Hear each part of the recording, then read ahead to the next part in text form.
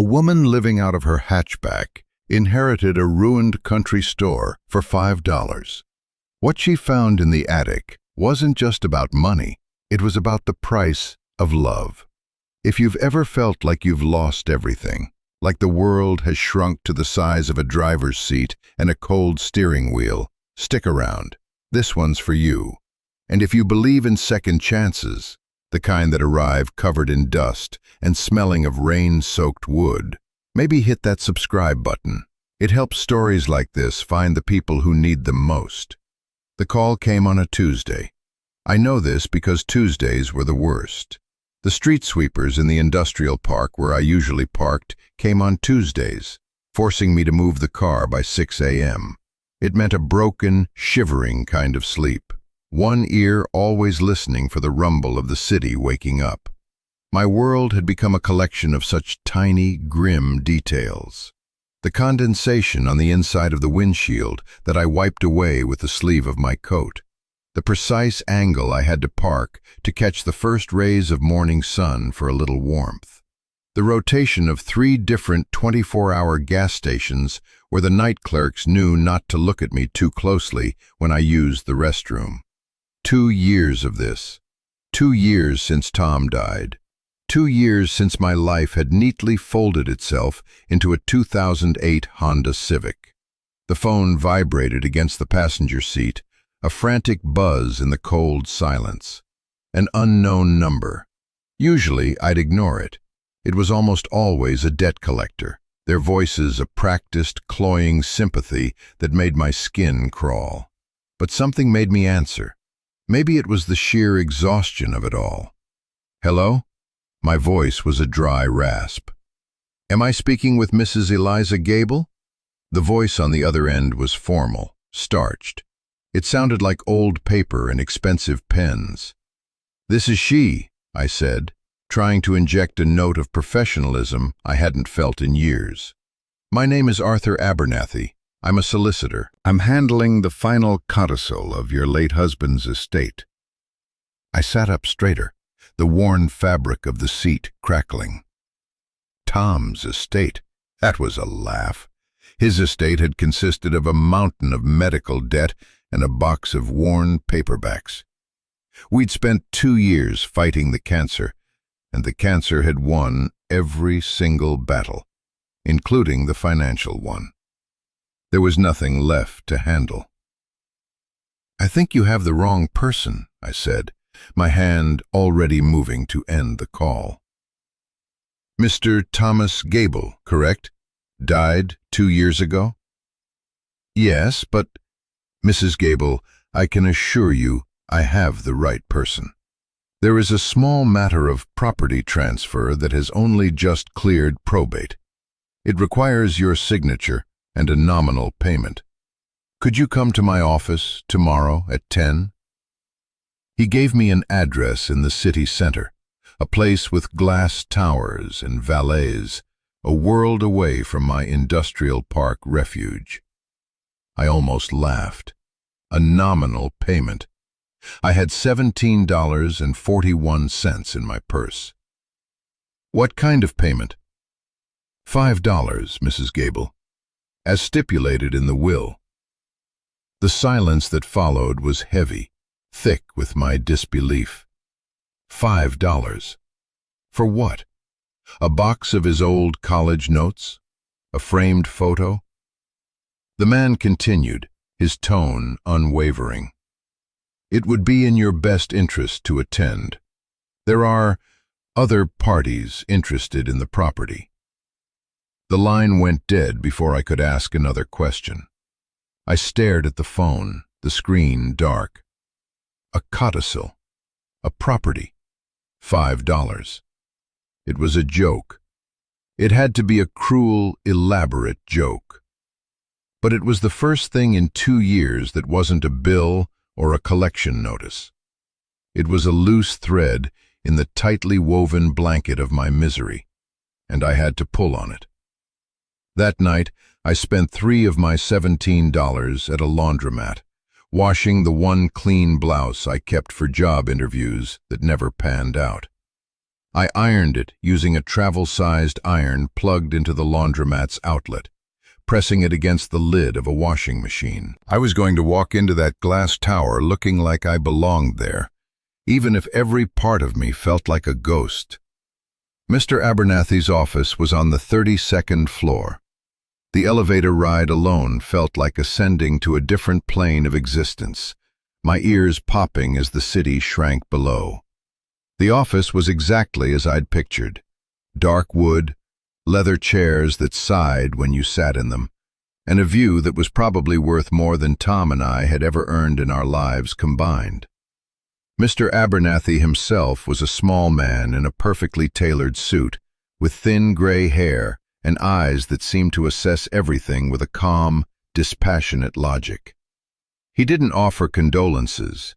He offered a leather-bound folder. "Mrs. Gable, thank you for coming." He gestured to the chair opposite his vast desk. "Let's get straight to it. As you know, your husband's primary estate was insolvent. The debts far outweighed the assets. Everything was liquidated to satisfy the creditors, and even then, it wasn't enough." I nodded, the familiar shame washing over me. I knew all this. I had the letters to prove it. "However," he continued, steepling his fingers, "Tom had a secondary holding, purchased through a trust just before his final diagnosis. It was structured to remain outside the primary estate, shielded from medical debt. A very specific, very clever piece of legal maneuvering." He slid a single piece of paper across the desk. It was a deed. My eyes scanned the jargon. The words that jumped out were Havenwood General Store, and a parcel number in a county I'd never even heard of. "A store?" I whispered. "An old country store. He bought it for next to nothing. The property is, by all accounts, derelict. The codicil to his will is simple. You inherit the trust, and therefore the property, for the sum of $5. He paused, letting the absurdity of it sink in. I don't understand. Tom never mentioned a store.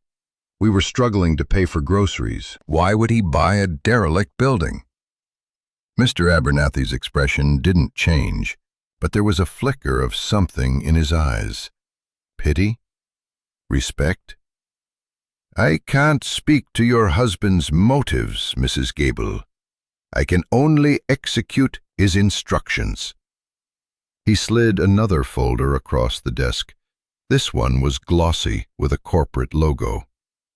"Which brings us to the other interested party." The logo read Clearwater Holdings. "They are a development corporation. They have been trying to acquire the land the store sits on for several years. It's the last private holding in a parcel they intend to develop into a luxury golf resort."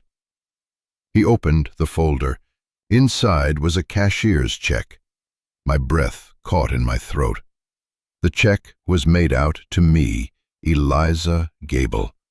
The amount was $50,000. "Clearwater is prepared to offer you this amount to sign the property over to them the moment you take possession of it.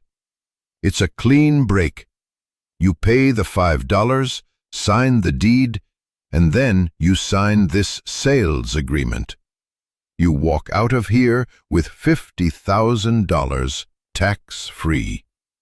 Their representative is waiting in the lobby." $50,000. The number echoed in the silent, air-conditioned room. It wasn't just money. It was a way out. It was a deposit on an apartment. It was a used car that didn't rattle when it went over 60. It was 1,000 nights not spent sleeping in a cold car. It was food that didn't come from a can. It was safety. It was a life. All I had to do was sign away a derelict store I never knew existed, a place that meant nothing to me. It was the logical choice, the sane choice. Any sane person would take the money and run. Why? The word came out as a whisper. Why would Tom do this? Why not just leave me the money he used to buy it? Mr. Abernathy leaned back in his chair. For the first time, his professional mask seemed to slip just a little. Your husband was a very determined man, Mrs. Gable. He came to me with a specific goal. He said this was unfinished business. He said you were the only one he trusted to see it through. See what through? Cleaning out a collapsed building? The offer from Clearwater is generous, considering the state of the property. I am obligated to advise you that it is a very good offer. His tone was neutral, but I heard the unspoken message. Take the money, kid. Don't get tangled up in whatever this is. I looked at the check, at the crisp printed numbers. Then I looked at the deed, at Tom's name on the trust document. His signature, a familiar, confident scrawl. He had done this for a reason. In the last months of his life, when he was in so much pain, when we were both drowning in despair, he had done this. It might be nothing. It might be a final, sentimental whim, but it was his. It was the last thing he had left for me. I need to see it, I said, my voice firmer than I expected. I need to see the store first. Mr. Abernathy blinked, a brief flicker of surprise. That is unwise. It's a 2-hour drive. The property is not safe. The offer from Clearwater is contingent on a quick sale. They may not be so generous if you delay. I'll take that chance, I said. I reached into my purse and pulled out the worn $5 bill I'd set aside. I smoothed it on the polished surface of the desk. Here is my payment. A slow smile touched the corners of Mr. Abernathy's mouth. It transformed his entire face, making him look younger, kinder. Very well, Mrs. Gable. He took the bill and placed it in an envelope. I will inform Clearwater's representative that you require time to inspect your new property. He handed me a large, rusty iron key and a hand-drawn map. Congratulations on your acquisition. I walked out of that office with a deed to a ruin, a rusty key, and $17 to my name, having just turned down $50,000. For the first time in 2 years, I wasn't just surviving. I was moving towards something. I had no idea what it was, but it was a direction. And right then, that felt like everything. The drive to Havenwood was like traveling back in time. The 6-lane highways of the city bled into sprawling suburbs, then into patchy farmland. The farther I drove, the more the world seemed to shed its skin of concrete and glass, revealing an older, quieter layer underneath. The roads narrowed, the asphalt cracking and giving way to gravel shoulders. Cell service vanished bar by bar, until the screen on my phone just read, "No service." I passed rusted mailboxes with faded names and houses that sagged into the landscape as if tired of standing. Tom would have loved this. He'd always felt suffocated by the city. He used to talk about finding a small piece of land somewhere, a place where you could see the stars, and the silence was so loud it hummed. He'd draw little sketches on napkins of a house with a big porch and a workshop out back. Was this store part of that dream? A broken-down, forgotten version of it? The Honda's engine started making a new noise, a kind of rhythmic coughing that sent a spike of fear through me. Please, not now. The car was more than my transportation. It was my home, my shell. If it died out here, I was well and truly stranded. I eased my foot off the gas, coaxing the car along the winding country road. The map Abernathy had given me was simple, almost childlike. Turn left at the big oak tree with the tire swing. Follow Flicker Creek for 2 miles. You can't miss it. I saw the oak tree, ancient and sprawling, the frayed rope of a long dead swing dangling from a thick branch. The turn took me onto a road that was more dirt than gravel. The trees closed in, their branches forming a canopy that dappled the light. And then, just as the map promised, I saw it.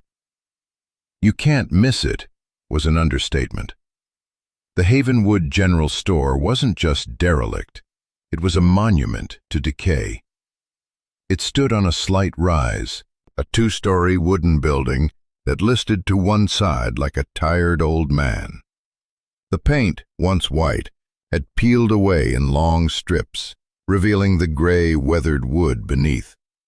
The porch roof sagged in the middle, held up by what looked like sheer stubbornness. The windows on the ground floor were boarded up, and the ones on the second floor were dark, empty eyes staring out at nothing. A faded sign, swinging from one rusty hinge, read, H. Venue de General. It was surrounded by a sea of overgrown weeds and wildflowers, a beautiful, wild mess that was slowly swallowing the building whole. I pulled the car onto the patch of cracked asphalt that must have been the parking lot and cut the engine. The sudden silence was absolute, broken only by the buzz of insects and the sigh of the wind through the tall pines that ringed the property. I sat there for a long time, just looking. This was it. This was the mystery. This was the unfinished business. It looked like a final defeat, a place where hope had come to die. I gripped the rusty key in my hand. It was heavy, ornate, from a time when locks were meant to be serious. I walked up the 3 creaking steps to the porch, half expecting them to collapse under my weight. The air smelled of damp earth, pine needles, and rain. The front door was massive, solid oak, its blue paint blistered and cracked. The keyhole was dark with rust. I pushed the key in. It resisted, grinding. For a terrifying moment, I thought it wouldn't turn, that this would be the end of the journey, locked out of a building I now owned. I put my shoulder into it, turning with all my strength. With a loud, protesting shriek of metal on metal, the lock gave way. The door swung inward on groaning hinges, opening into darkness. The smell hit me first. It was the smell of trapped time, dust, mildew, decaying paper, and the faint, sweet scent of rot. I fumbled for the flashlight I kept in my glove compartment and clicked it on. The beam cut through the gloom, illuminating a scene of perfect, undisturbed ruin. The store was larger inside than it looked. Long shelves, empty now, lined the walls, covered in a thick, velvety layer of dust. The wooden floor was warped and stained.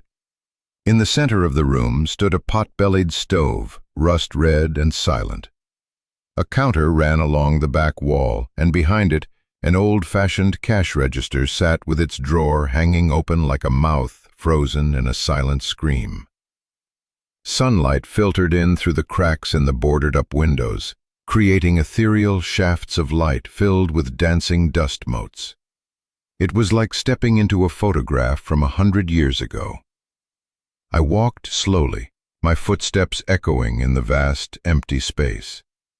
I ran my hand along a shelf, leaving a clean streak in the gray dust. What had they sold here? Flour and sugar, nails and rope, candy for children? Had it been the heart of a community, this Havenwood? A place where people gathered to share news and gossip? I could almost hear the ghosts of conversations in the silence.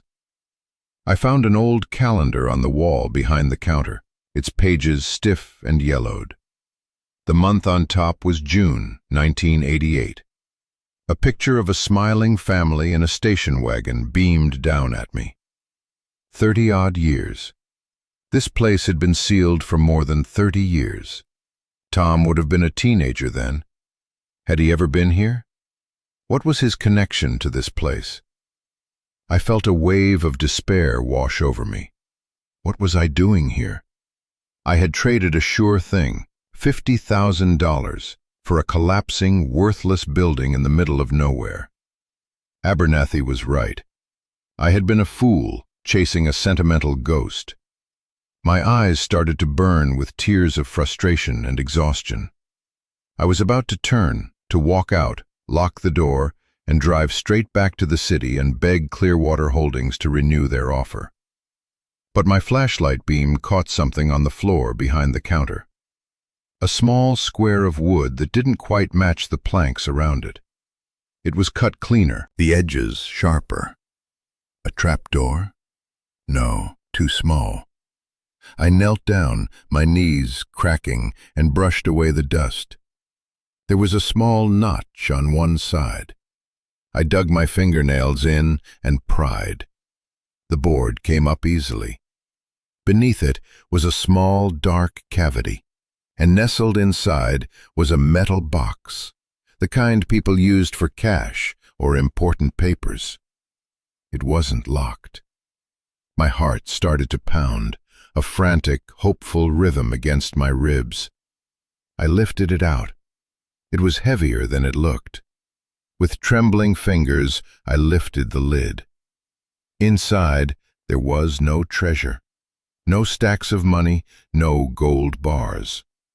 But it wasn't empty. On top lay a small stack of faded photographs, held together by a crumbling rubber band. I carefully lifted them out. The top photo was of a young boy, maybe 10 years old, with a gap-toothed grin and familiar, mischievous eyes. He was standing on the porch of this very store, but it was new then, the paint bright white, the sign proud and whole. It was Tom. I had never seen a picture of him so young. I flipped through the others. Tom with a fishing pole by a creek I recognized as Flicker Creek. Tom with an older man and woman, their arms around him, smiling. His parents? He never spoke of them. He'd always said they died when he was young, and that he was raised by a distant aunt who had no love for him. Beneath the photos was a small, tarnished silver locket. I clicked it open. Inside were 2 tiny, perfectly preserved portraits. The same man and woman from the photograph. His parents.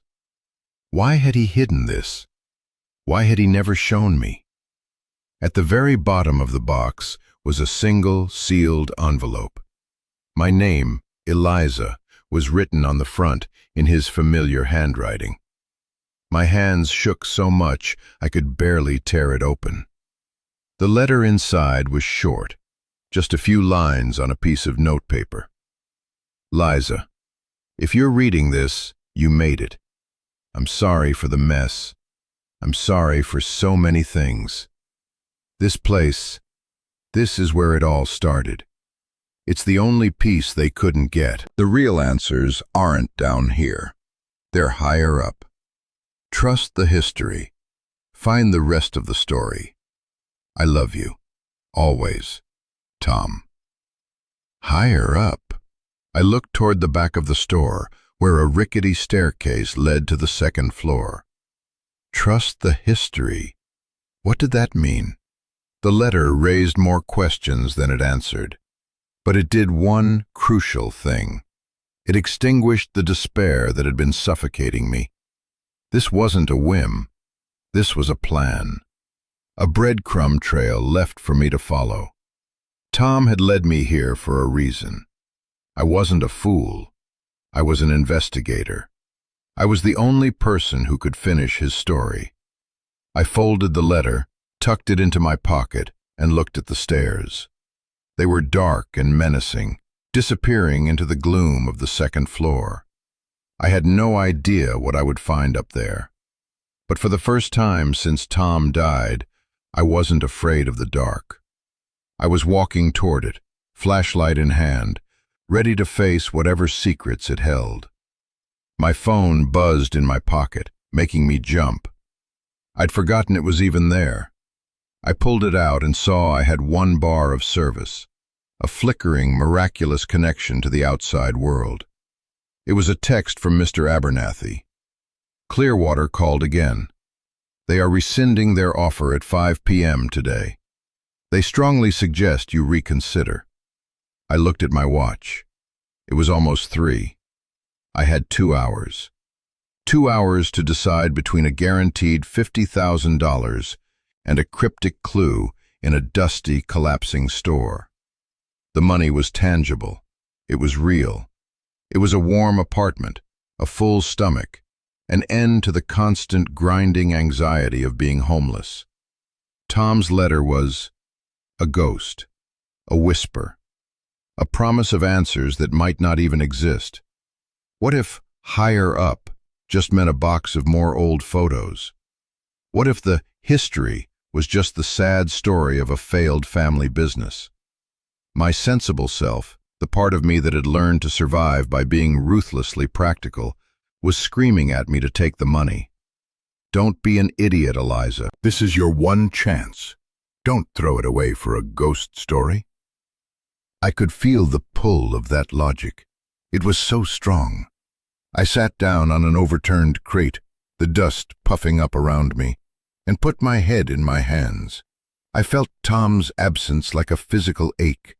If he were here, he'd know what to do. He'd have that stubborn look in his eye, and he'd say something like, "Some things are worth more than money, Liza." But he wasn't here. I was alone, and I was so tired of fighting. My phone rang. It was Mr. Abernathy's office, patching through a call. Before I could protest, a smooth, confident voice filled my ear. "Mrs. Gable? My name is Mark Peterson. I'm with Clearwater Holdings." His voice was slick with the kind of practiced charm that set my teeth on edge. "I understand you're out at the old Calhoun property. A bit of a fixer-upper, eh?" Calhoun. That was the name on the back of one of the photos. Tom's family name. "It's my property," I said, my voice tight. "Indeed, and we'd like to help you with it. Look, my associates might have been a bit formal. 50,000 is a good offer, but I've been authorized to be more flexible. Let's say we make it 75,000. We can have a courier meet you with a check in the next hour. You sign the papers, and this whole headache is behind you.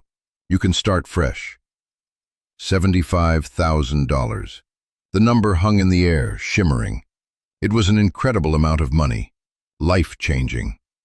I thought about my car, the cough in the engine growing worse.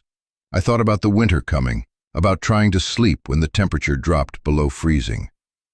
"Why do you want it so badly?" I asked, my voice barely a whisper. "It's just the last piece of a puzzle, Mrs. Gable. A small, inconveniently shaped piece in a very large, very profitable puzzle. It's worth more to us than it is to anyone else. It's a win-win." It didn't feel like a win-win. It felt like they were trying to bury something. Tom's words echoed in my head. It's the only piece they couldn't get. I've learned a few things about myself in the last 2 years.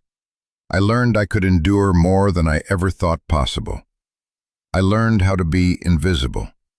And I learned to recognize the sound of a predator. Mark Peterson sounded like a predator. He was dangling a bright, shiny lure, and he just wanted me to bite. And in that moment, I knew I couldn't. Not yet. "I need more time," I told him. "Time is something we don't have. The offer is on the table until 5 o'clock. After that, we proceed through other channels. Eminent domain, zoning violations.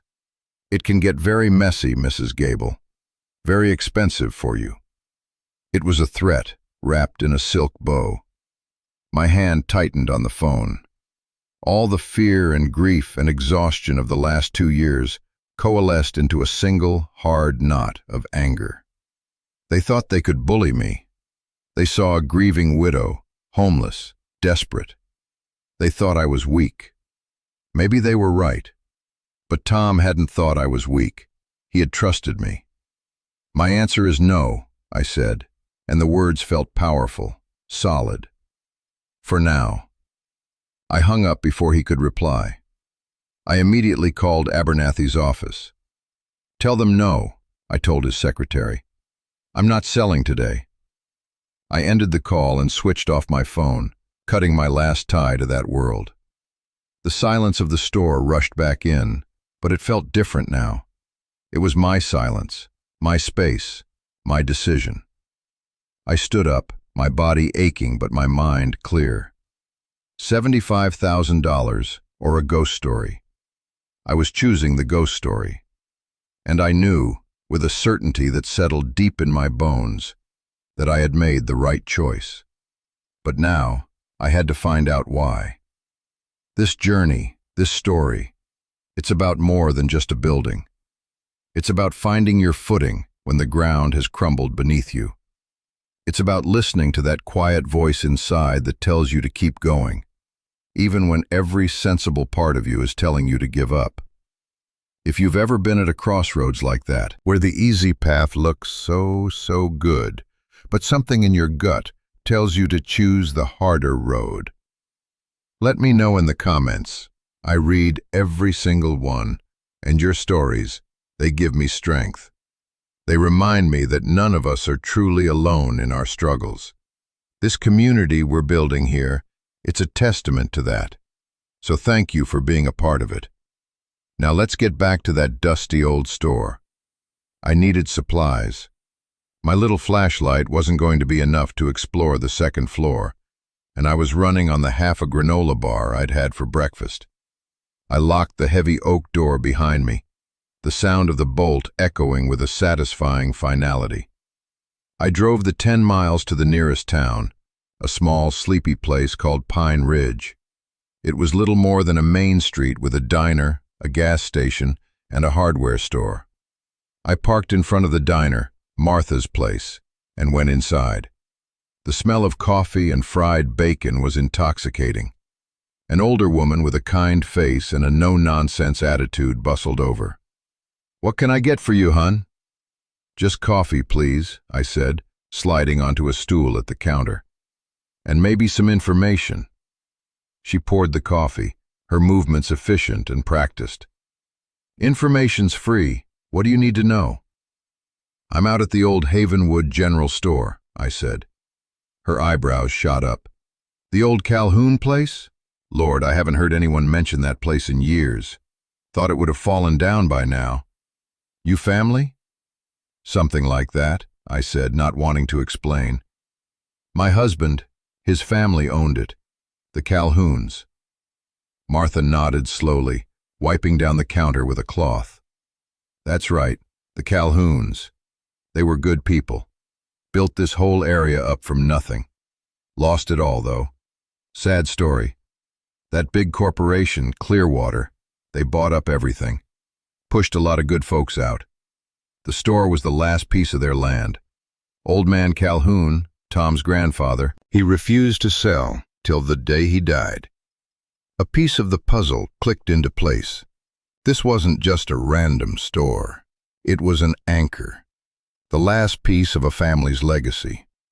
"What happened to them?" I asked. "Like I said, sad story. After the old man died, his son, Tom's father, tried to keep it going. But he couldn't compete with the new highway stores. Got into debt. Then there was an accident. A bad one. Both him and his wife. Tom was just a boy. A relative from the city took him in. We never saw him again." She refilled my cup, her expression softening. "We all wondered what happened to that boy. He was a sweet kid." My heart ached for the little boy in the photograph, the one who had lost everything in this place, and for the man he became, who had carried that loss with him his whole life. I paid for my coffee, and Martha pressed a bag with a thick roast beef sandwich into my hand. "On the house," she said. "Anyone trying to bring the Calhoun place back to life deserves a decent meal." That small act of kindness felt like a lifeline. I went to the hardware store and bought a heavy-duty flashlight, work gloves, and a crowbar. As I was leaving, a tow truck driver in greasy overalls nodded at me. "You're the one out at the old store, right? Name's Dale. If you need anything, a generator, a pull out of the mud, you just ask around for me." The people here hadn't forgotten. The history Tom told me to trust wasn't just in the building. It was in the memory of the community. Armed with a full stomach and renewed purpose, I drove back to the store. The setting sun cast long shadows through the pines, and the old building looked less like a ruin and more like a sleeping giant. I unlocked the door and went inside, the beam of my new flashlight cutting a powerful swath through the darkness. I went straight to the staircase. The steps groaned under my weight, but they held. I climbed slowly, deliberately, into the shadows of the second floor. The second floor was a series of small, cramped rooms. A kitchen, a tiny bathroom, 2 small bedrooms. This must have been where the storekeeper's family lived. It was in even worse shape than downstairs. Plaster had fallen from the ceiling, and in one room, a section of the roof had given way, allowing years of rain to rot the floorboards. But it was the main bedroom that drew me in. It was the largest room, with a window that looked out over the creek. Even covered in grime, I could tell it must have been a beautiful view. A rusty bed frame stood against one wall, and a collapsed wardrobe lay on its side, its doors hanging open. I searched the room methodically. I checked under the bed, inside the wardrobe, tapped on the walls, looking for anything loose or hollow. Nothing. I was about to give up, to think that maybe higher up meant something else entirely, when my light caught something on the ceiling. A faint, rectangular outline. A pull-down ladder to the attic. It was so covered in cobwebs and grime it was almost invisible. There was no cord or handle. I had to use the crowbar to hook the edge and pull it down. It came down with a shower of dust and dead insects, the old springs screaming in protest. A wave of hot, stale air washed over me. The attic. If the answers were anywhere, they were up there. I took a deep breath and started to climb, the flashlight held tight in my teeth, the crowbar in my hand. The attic was a cave of shadows, packed from one end to the other with the detritus of a forgotten life. Old furniture draped in white sheets like slumbering ghosts, stacks of yellowed newspapers, trunks, and boxes. The air was thick and still, smelling of ancient wood and paper. I moved carefully, stepping from joist to joist, terrified of putting my foot through the plaster ceiling below. I started opening boxes. Most contained what you'd expect: old clothes reeking of mothballs, chipped dishes, books with broken spines. It was a treasure trove for an antique dealer, but not for me. I was looking for Tom's story. I remembered his words: trust the history. I started looking at the objects themselves. An old steamer trunk was pushed against the far wall, under the eaves. It was unlocked. I opened it, hoping for a breakthrough. Inside, more clothes. A beautiful but faded wedding dress, carefully preserved in tissue paper. It must have belonged to his mother, or even his grandmother. It was beautiful, but it wasn't what I was looking for. I was starting to feel that familiar despair creep back in. Had I made a terrible mistake? Had I imagined the whole thing? I sat down on the dusty floor, leaning against the steamer trunk, and shone my light around the cramped space. And that's when I saw it. The wall behind the trunk. The wood was different.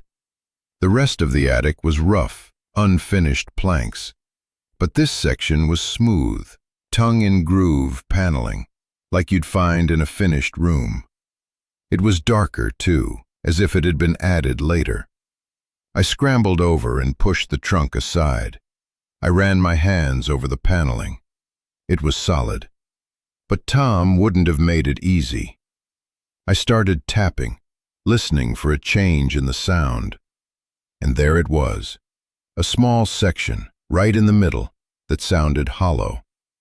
I took the crowbar, wedged the tip into a seam, and pried.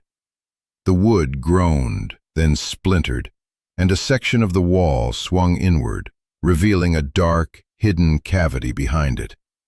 My breath caught in my chest. This was it.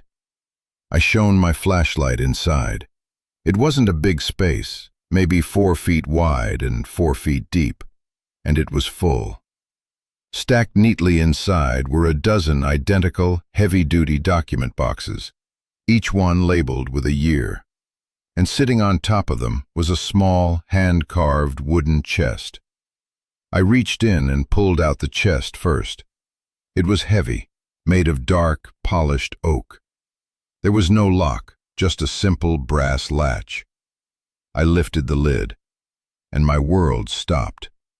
Inside, nailed on a bed of faded velvet, were bundles of cash, stacks of 50s and 100s, held together with simple paper bands. I started pulling them out, my hands shaking. I counted one bundle, $5,000. There were at least 30 bundles. It was over $150,000. It was more money than I had ever seen in my life. It was enough to start over, truly over, anywhere I wanted. But as I stared at the incredible pile of money, I knew, with a certainty that chilled me to the bone, that this wasn't the real treasure. This was just the beginning. I set the chest aside and reached back into the hidden compartment for one of the document boxes. It was heavy, filled with paper. I pulled it out and opened it. It was crammed with legal documents, old deeds, letters, and photographs. On top of the pile was another envelope, thicker this time, with my name on it. It was Tom's final letter. I sat there in the dusty, silent attic, surrounded by a small fortune in cash and a mountain of secrets. And I began to read the story of the man I loved, the man I realized I had barely known at all. My dearest Eliza, the letter began, if you are reading this, then you are smarter, stronger, and more stubborn than I ever gave you credit for, which is saying something. I'm proud of you, and I am so sorry. I know you have questions. I know you're probably angry. You have every right to be. I've kept so much from you, not because I didn't trust you, but because I wanted to protect you. This fight, it was my burden to carry. I never wanted it to be yours.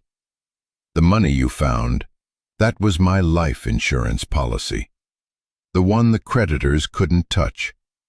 I saved every spare dollar I ever made. It's for you. Take it and walk away. Go build a life for yourself. You don't owe this place, or my family, anything. Please, hear me when I say that. Your freedom is the most important thing. But if you're still reading, then you're like me. You need to know the end of the story. So here it is. The Calhouns, my family, have owned land in this valley for 100 years. They built that store. They built this community. They were good people. But they were trusting people. In the 1980s, a company came to town.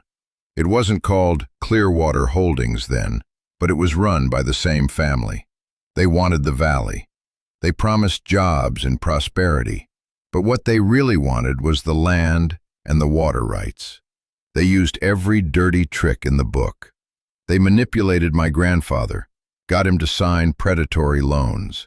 They forged signatures. They threatened families. They ruined people. My father tried to fight them. He started gathering evidence, talking to people who had been cheated. He used this store as his base of operations.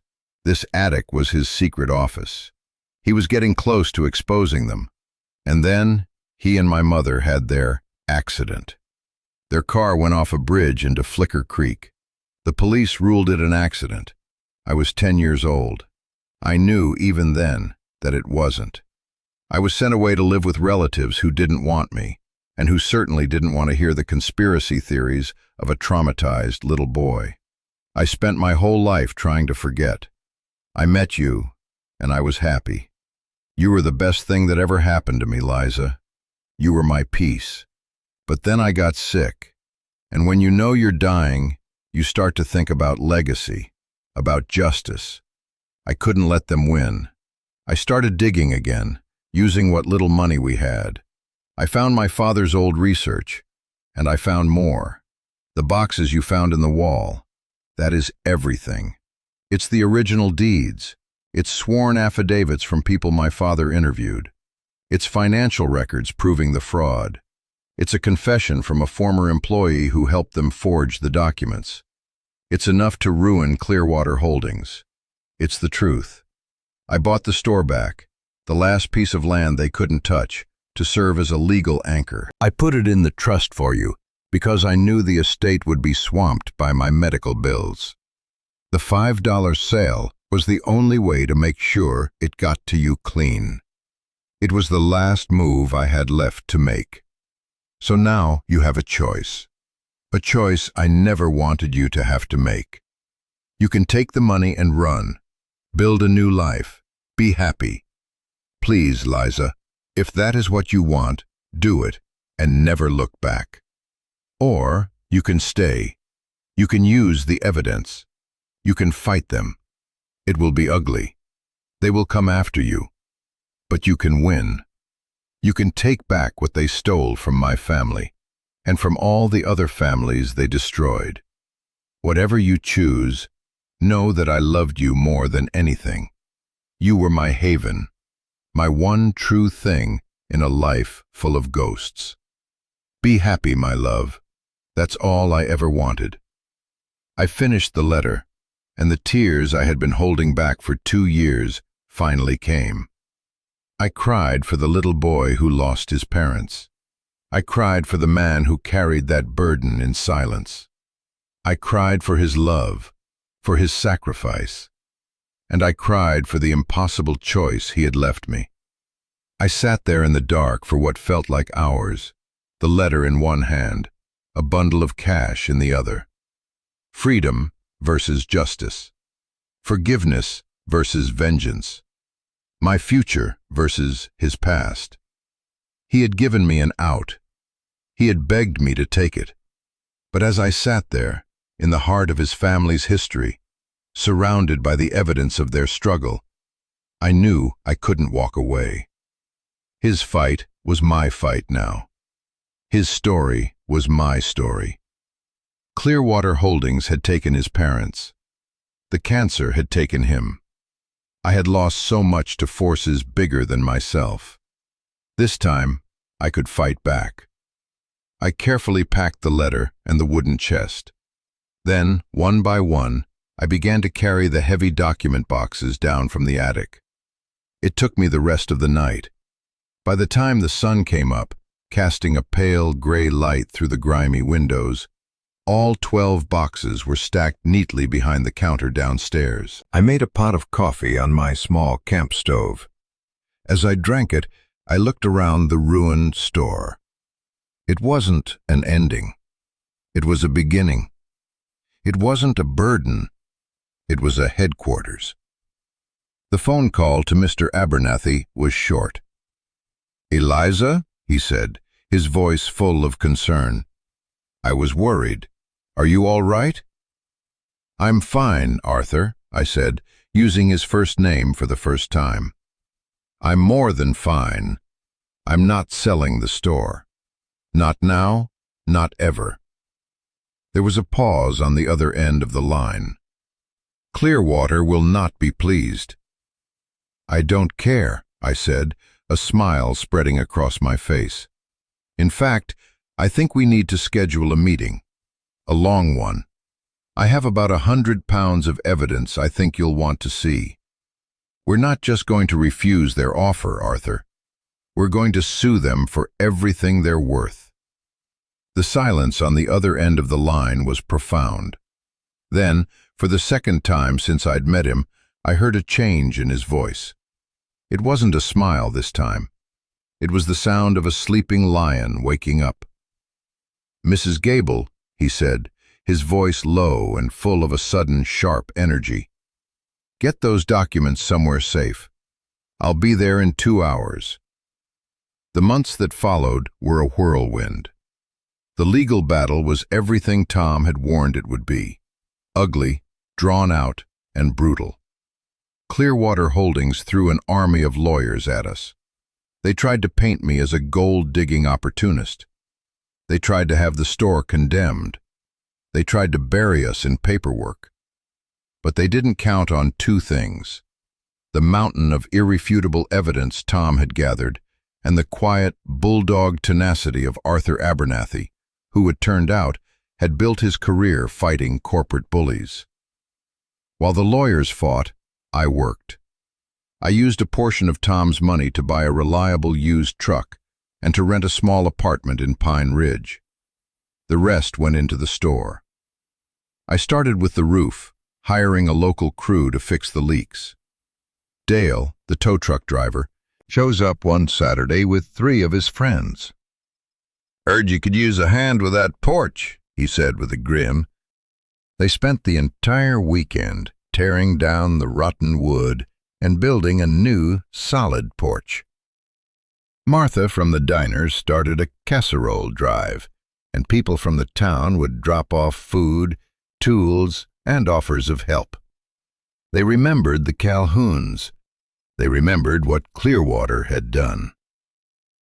The store was becoming more than just my project.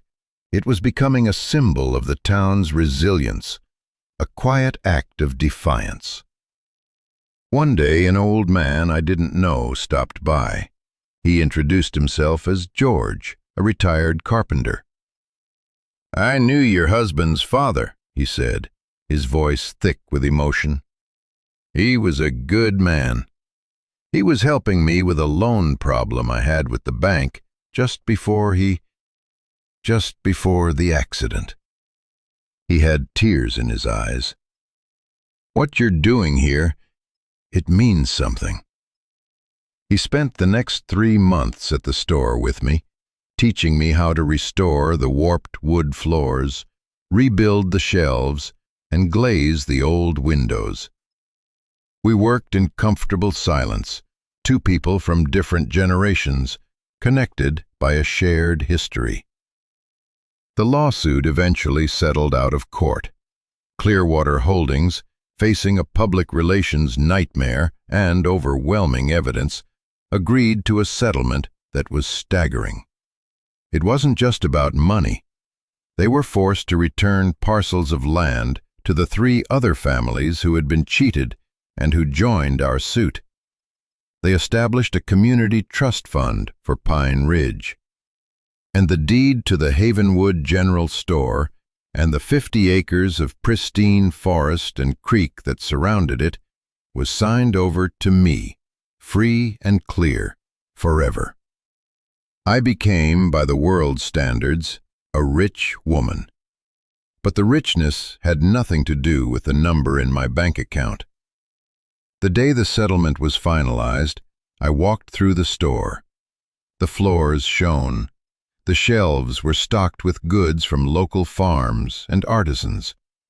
The pot-bellied stove was lit, and the air was filled with the smell of fresh coffee and sawdust. Children were sitting on the new porch, eating penny candy. It was alive again. It was a heart beating in the center of the community. I had found what was hidden in the attic. It wasn't just cash and legal documents. It was purpose. It was connection. It was justice.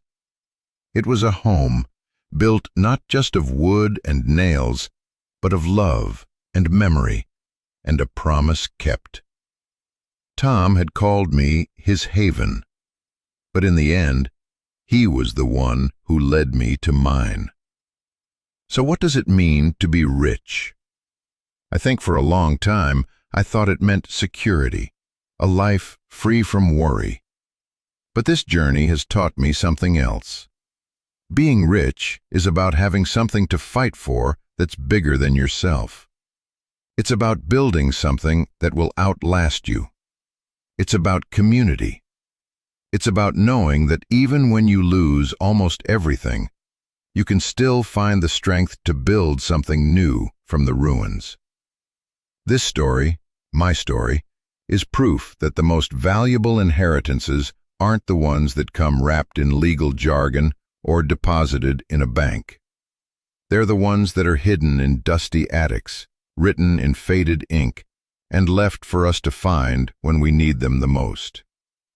They are the legacies of love and courage that give us a reason to keep going. Thank you for letting me share it with you.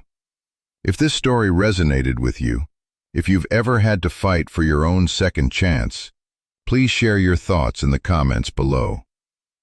Your stories matter. They are a part of this community we're all building together. And if you want to hear more stories about finding hope in unexpected places, please subscribe to the channel. Because we all have a story worth telling, and we all deserve a place to call home.